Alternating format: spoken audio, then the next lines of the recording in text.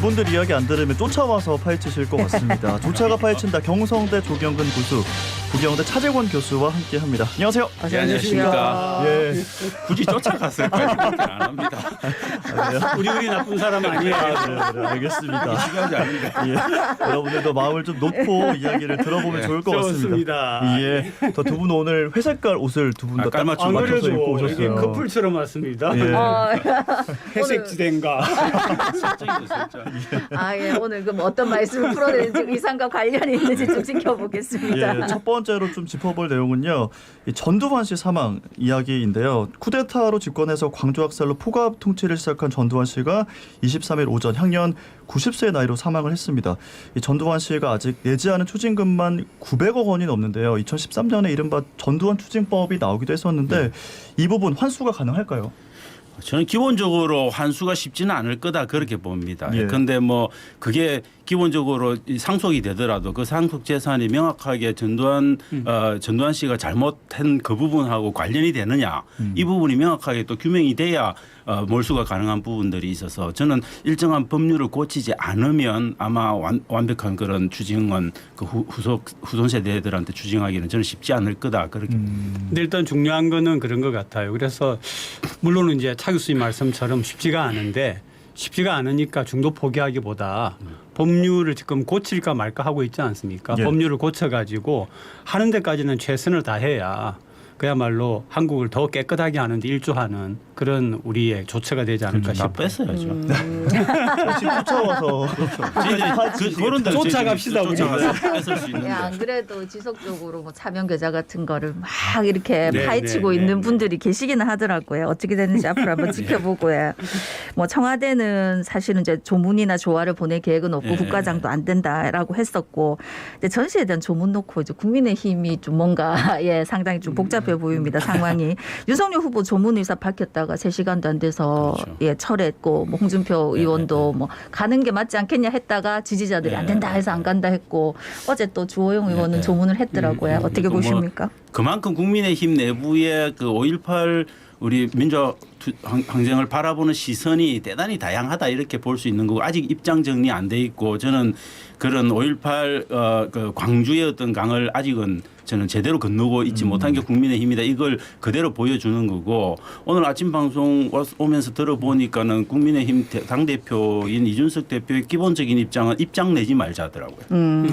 저는 그 왜 입장 내지 말자는 것도 대단히 우스운 이야기인 거죠. 입장이 있어야 되는 거죠. 그 공간에 대한 명확한 입장이. 그러니까 국회의원들은 물론이고 제가 이제 그 국민들 우리 시청자분들께 드리고 싶은 말씀이 뭐냐면은 국가 지도자의 최고의 의무가 국민의 생명을 지키는 겁니다. 그런데 이게 국민의 생명을 지키는 게 아니라 죽이는 혹은 죽도록 내버려 둔 이런 것들이 우리 세월호 사건에서 보지 않았습니까? 그죠? 근데 이거는 이 국가 지도자로서의 최대의 결격 사유가 되는 거거든요.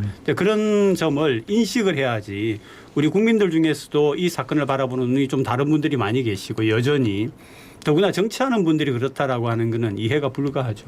저는 매우 적극적으로 죽일 의사를 갖고 있었다라고 봅니다. 오늘 뭐 요즘 나오고 있는 게 이제 그 5.18 당시에 중앙정보부 청사안에 있었다는 거 아닙니까? 남산에서. 예, 예. 거기서 전부 다 지시했다는 사실들이 지금 조금씩 확인되고 있으니까 저는 대단히 적극적으로 자기 권력 찬탈을 위해서 움직인 정황은 명확하다. 뭐 그렇게 봐야 되지 않을까 앞으로도 또 그러므로 적극적으로 밝혀야죠. 네, 저희가 갔다 오겠습니다. 보내만 주십시오.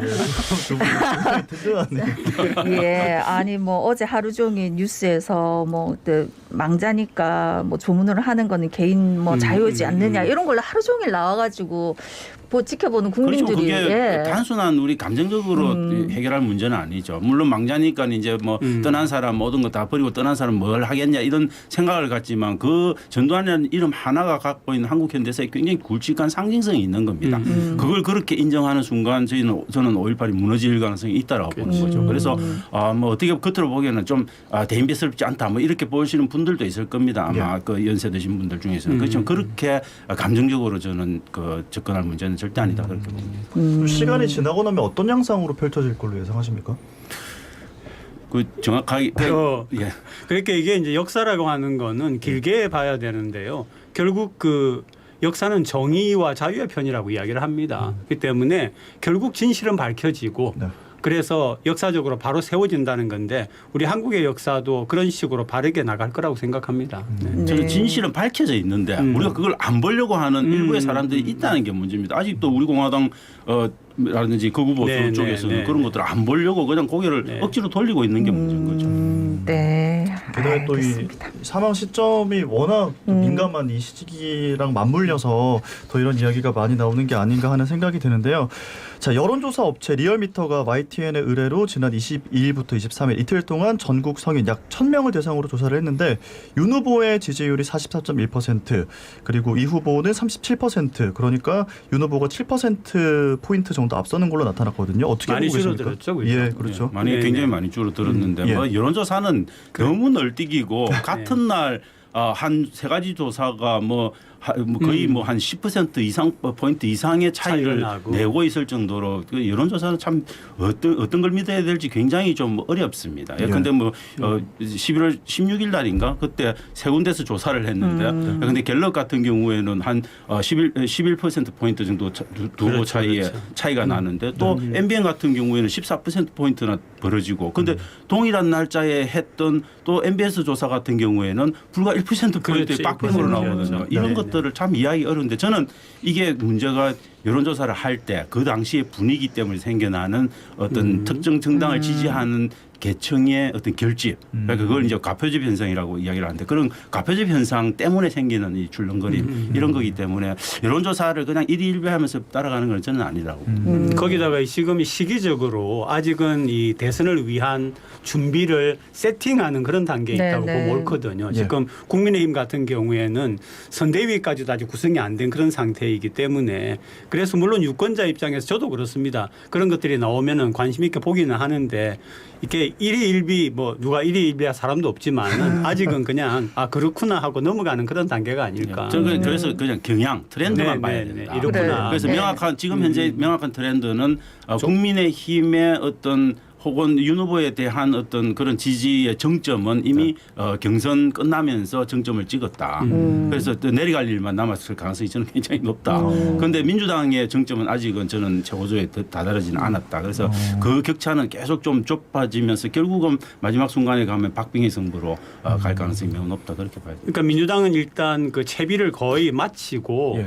이재명 후보가 굉장히 뚜렷하게 나서는 그런 상황에 있고요. 네, 네. 국민의힘은 지금 전혀 아직은 그렇지 않은 상황에 있기 때문에 조금 더 두고 보는 게 옳지 않나 싶습니다. 네. 그러니까 어제 이재명 후보 같은 경우에 큰절을 하면서 네. 예, 민주당의 이제, 잘못을 했더라고요. 사과했죠. 예. 저는 그런 게 굉장히 크다고 봅니다. 그러니까 민주당이 그런 액션 자체를 해본 적이 네. 별로 없어요. 그런데 네. 국민의힘은 지금까지는 틈만 나면 없거든요. 예. 그런데 민주당은 그런 일들을 잘 안 했죠. 그런데 이재명 후보가 대단히 충격적으로 그런 모습들을 보여준다는 거는 저는 대단히 중도층을 흡수하는데 굉장히 중요한 그런 액션이었다 그렇게 봅니다. 네. 근데 이번에 이제 이재명 후보를 보면서 이제 느낀 점 중에 하나가 뭐냐면은 소위 말하는 리더십과 카리스마죠. 네. 169명이라고 하는 거대 여당의 국회의원들을 한 손에 딱 장악해가지고 본인이 그거를 대표해가지고 고개를 숙인다라고 하는 거는 카리스마와 리더십의 부분에서 인정받을 수 있다 이렇게 보는 거죠.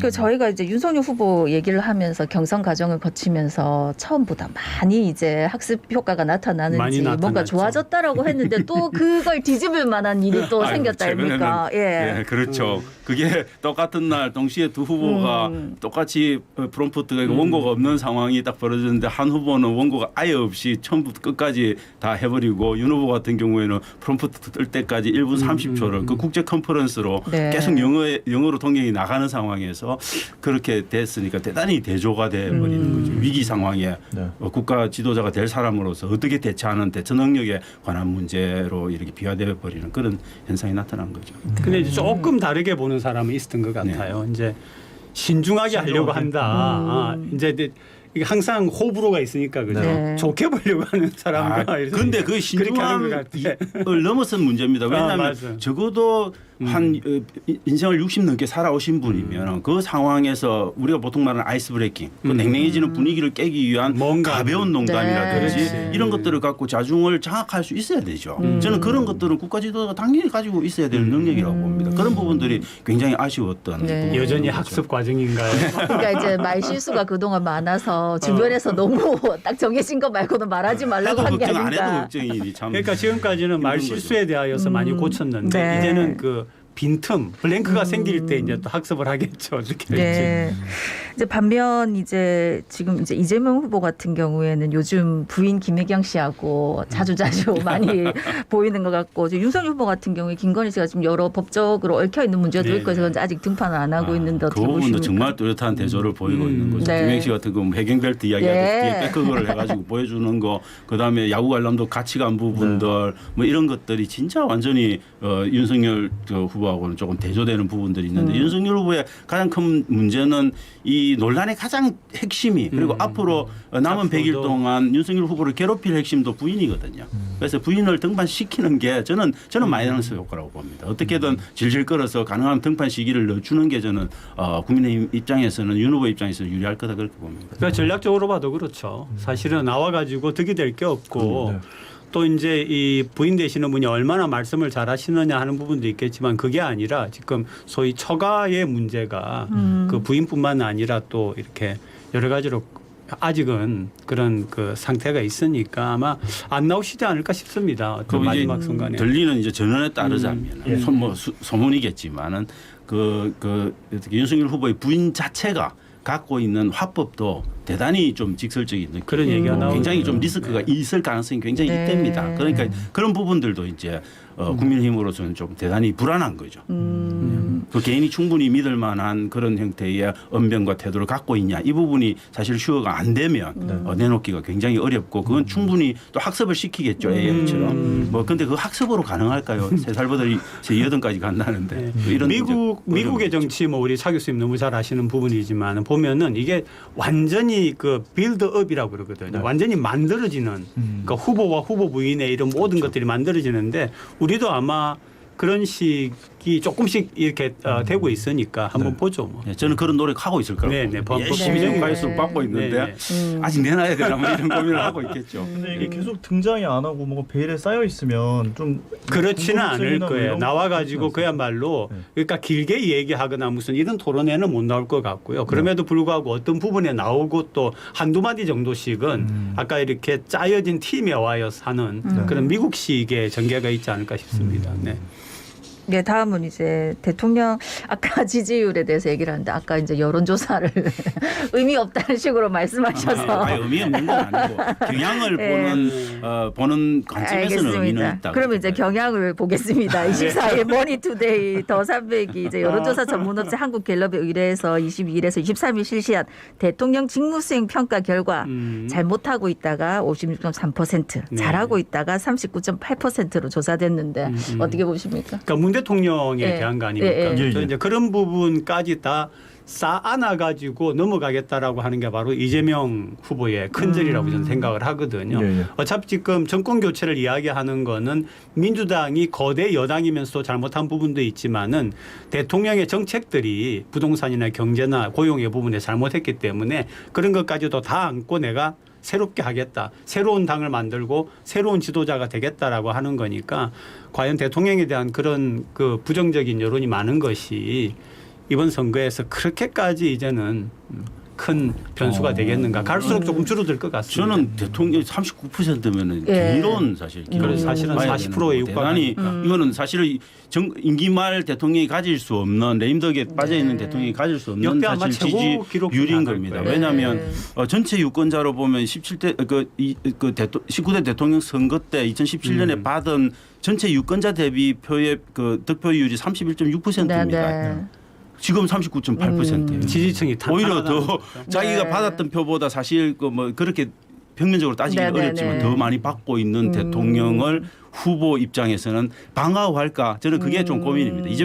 이재명 후보의 입장에서는 차라리 한 20%대 유지해서 그냥 깔아뭉개고 가는 게 선거 전략의 차원에서는 오히려 더 낫죠. 네. 뭐 그런 이제 고민이 저는 있을 거라고. 근데 봅니다. 여론조사를 보는 이제 유권자의 눈은 이제 긍정의 그런 부분을 이렇게 깊이 있게 분석하고 정치학자처럼 분석하지 않고 네. 이제 부정이 많다라고 하는 것만 이렇게 받아들이기 그렇죠. 때문에 네. 예, 안 그래도 40% 가까이 있어가지고 네, 놀랍다는 뭐 기사들도 튼튼한, 분명히 있긴 네. 있더라고요. 네.